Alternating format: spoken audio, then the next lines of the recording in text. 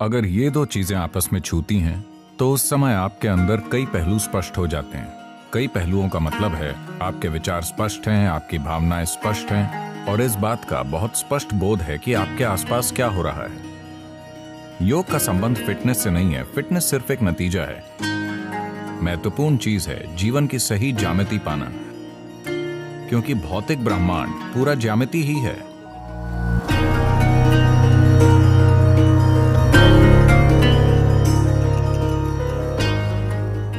ऐसा क्यों है कि आप जहाँ भी जाते हैं, उपदेश देने के लिए या किसी विषय पर बात करने के लिए, आप एक खास मुद्रा में बैठते हैं? अपने बाएं पैर से सैंडल निकालकर बायां पैर ऊपर और दाहिना पैर नीचे जमीन पर। यह आपका स्टाइल है या यही बैठने का सही तरीका है? जिसे हठ योग कहते हैं, शारीरिक मुद्रा, ये शरीर को इस तरह से संचालित करता है कि आप एक तरह की ज्यामितीय सटीकता को पालें, कि आपकी ज्यामिति सृष्टि की व्यापक ज्यामिति की सीध में हो, ताकि आप हमेशा तालमेल में रहें, कभी बाहर ना हो।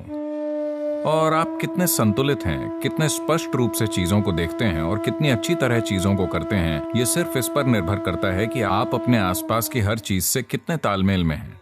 वो चाहे लोग हों या पेड़ या जीवन या सिर्फ जगह, क्या आप उनके साथ तालमेल में हैं या नहीं, यही तय करेगा कि आप दुनिया में कितनी सहजता से बिना टकराव के काम करते हैं। अब मैं हर समय इस तरह नहीं बैठता, सिर्फ तब जब मैं बोलता हूं। मैं कैसे बैठा हूं अगर मुझे समझाना हो तो इसके कई पहलू हैं। एक सरल पहलू है कि बाईं एड़ी पर एक स्थान होता है जिसे आजकल मेडिकल साइंस अकीलीज कहता है। आपने अकीलीज के बारे में सुना है? आपने उस आदमी के बारे में सुना है, अकीलीज? आपने वो मूवी देखी है? आपने वो मूवी नहीं देखी, ट्रॉय? आपने नहीं देखी? अरे मासूम लड़का। तो आप अपने अकीलीज को वहां रखते हैं जिसे आपके शरीर में मूलाधार या गुदाद्वार कहते हैं। अगर ये दोनों चीजें आपस में छूती हैं तो उस दौरान आपके अंदर कई पहलू स्पष्ट हो जाते हैं। कई पहलुओं का मतलब है कि आपके विचार स्पष्ट हैं, आपकी भावनाएं स्पष्ट हैं और इस बात का बहुत स्पष्ट बोध है कि आपके आसपास क्या हो रहा है। आपने सुना है कि अकीलीज मारा गया था क्योंकि उसकी एड़ी में एक तीर लगा था। आप नहीं मानते कि अगर कोई आपकी एड़ी को चोट पहुंचाए तो आप मर जाएंगे, है कि नहीं? लेकिन अकीलीज उसी तरह मरा। और भारत में एक और इंसान है जिसकी मौत उस तरह से हुई, उससे बहुत पहले। कल उसका जन्मदिन था, कृष्ण जन्माष्टमी। उनकी मौत भी इसी तरह हुई। इसका मतलब आपको यह बताना है कि उन्हें बहुत दक्षता से मारा गया था। बस आपका गला काटकर या सिर फोड़कर नहीं, बल्कि बस अकीलीज पर निशाना लगाकर, इसलिए उन्हें मरना पड़ा। तो शरीर में एक सिस्टम, एक ऊर्जा प्रणाली होती है। अगर अकीलीज का वो स्थान आपके मूलाधार को छूता है जब आप इस तरह बैठते हैं तो एक संतुलन आता है जिससे आप किसी का पक्ष नहीं लेते। देखिए, हम सभी के पास अपनी राय, सोच, विचारधारा, चीजें, जीवन का अपना अनुभव होता है। जीवन के आपके अपने अनुभव और जो छाप आपके मन पर पड़ी है वो उस हर चीज पर असर डालती है जो आप देखते हैं। आप इस व्यक्ति को पसंद करते हैं, आप इस व्यक्ति को पसंद नहीं करते, आप उस व्यक्ति से प्यार करते हैं, आप इस व्यक्ति से नफरत करते हैं। ये सब इसीलिए है क्योंकि आप लगातार अपनी राय बना रहे हैं। लेकिन अगर आप वाकई जीवन को जानना चाहते हैं तो सबसे महत्वपूर्ण चीज है कि आप कोई राय न रखें। आप हर चीज को नए सिरे से देखने के लिए तैयार हैं, अपने जीवन के हर पल में, एकदम नए रूप में। अपने जीवन के हर पल में लोगों के लिए यह समझना बहुत मुश्किल है।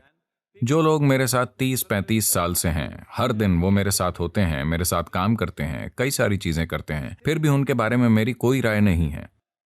जब मुझे कोई काम करना होता है सिर्फ तभी मैं उनकी योग्यता और बाकी चीजों पर गौर करता हूं। लेकिन किसी के बारे में मेरी कोई राय नहीं है जो इतने लंबे समय से मेरे आसपास है।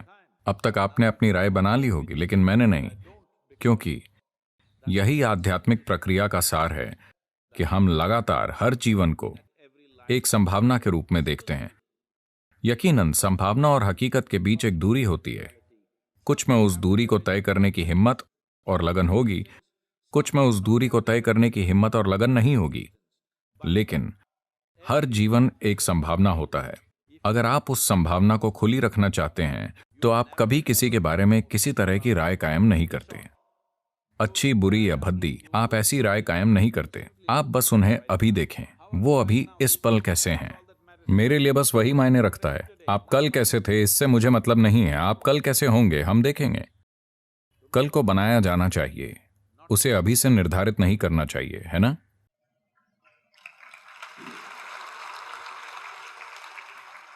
शरीर की एक खास ज्यामिति होती है। अगर आप शरीर की ज्यामिति को अच्छी तरह मैनेज करते हैं तो मैं आपको बता रहा हूं, अभी लोग, पश्चिमी संस्कृतियां ये प्रचार कर रही हैं कि योग एक दूसरी स्ट्रेचिंग एक्सरसाइज है। उसके बजाय आप पिलाटेस कर सकते हैं, उसके बदले आप बॉक्सिंग कर सकते हैं, उसके बजाय आप टेनिस खेल सकते हैं। देखिए, अगर आप सिर्फ फिट होना चाहते हैं तो जाकर कहीं दौड़िए, पहाड़ चढ़िए, टेनिस खेलिए, कुछ कीजिए। योग का संबंध फिटनेस से नहीं है, फिटनेस उसका सिर्फ एक नतीजा है। महत्वपूर्ण चीज है जीवन की सही ज्यामिति पाना, क्योंकि भौतिक ब्रह्मांड पूरा ज्यामिति ही है। अब ये इमारत यहां खड़ी है, ये कितने समय तक यहां रहेगी, ये आज हमारे सिर पर गिर जाएगी या लंबे समय तक टिकी रहेगी, ये दरअसल इस पर निर्भर करता है कि इसकी ज्यामिति कितनी सटीक है। यही बात शरीर पर लागू होती है, यही बात ग्रहों पर लागू होती है, यही बात ब्रह्मांड पर लागू होती है, यही बात हर चीज पर लागू होती है। पृथ्वी सूर्य का चक्कर लगा रही है, वो किसी स्टील के तार से बंधी हुई नहीं है, ये बस ज्यामिति की सटीकता है ना? थोड़ा भी ज्यामिति से अलग अगर ऐसा हो तो ये हमेशा के लिए गायब। और यही आपके लिए भी सच है। अगर आप अपनी मूलभूत ज्यामिति से दूर जाते हैं तो आप खत्म। It's very important at an early age you do the right things to bring a right sense of geometry.